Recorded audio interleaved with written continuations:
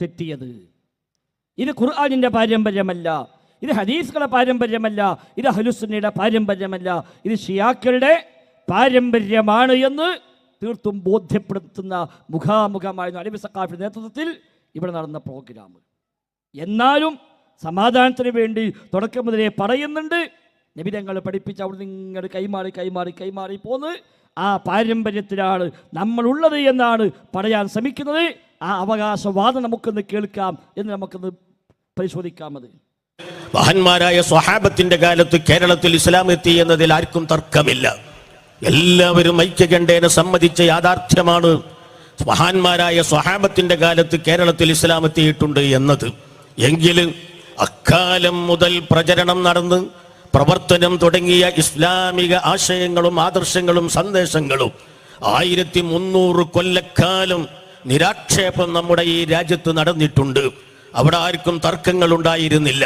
ഇസ്ലാമിന്റെ പ്രചരണം നടന്നപ്പോൾ അതിൻ്റെ ആശയത്തില്, ആദർശത്തില്, അതുപോലെ തന്നെ അതിൻ്റെ കർമ്മങ്ങളില് ഒന്നും തന്നെ ഒരാൾക്കും എതിരഭിപ്രായമില്ലാത്ത നിലക്ക് 1300 കൊല്ലക്കാലം ഈ കേരളക്കരയിൽ ആ പ്രശോഭിതമായ ഇസ്ലാം ഇവിടെ ഉണ്ടായിട്ടുണ്ട്. അതെ, ഇവിടുത്തെ ആദർശ മുഖാമുഖം ഉദ്ഘാടനം ചെയ്ത ഉസ്താദിന്റെ പ്രസംഗമാണത്. എന്താ പറഞ്ഞത്? നബിതങ്ങളുടെ കാലം അല്ലെങ്കിൽ സ്വഹാബത്തിന്റെ കാലത്ത് കേരളത്തിൽ ഇസ്ലാം എത്തി. അവിടെ നിന്ന് ഇങ്ങോട്ട് 1300 കൊല്ലമായി നിരാക്ഷേപം പോകുന്ന കാര്യമാണ്. അതിലിപ്പോഴും ആക്ഷേപമില്ല.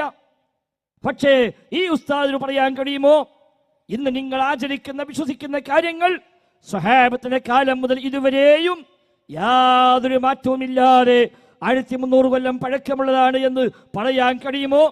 ഇല്ല എന്ന് മനസ്സാക്ഷി പറയുന്നില്ലേ? എത്ര എണ്ണം എണ്ണി പറയാൻ കഴിയും?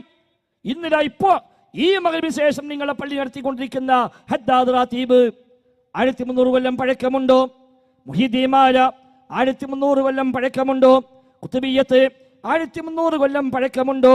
അതേപോലെ നാദിയാ സ്വലാത്ത് 1300 കൊല്ലം പഴക്കമുണ്ടോ? മങ്കൂസ് മൗലിദും സദഫനാമും അടക്കമുള്ള മൗലീദുകൾക്ക് 1300 കൊല്ലത്തെ പഴക്കമുണ്ടോ? ബുർദബൈത്തിനുണ്ടോ ആ പഴക്കം?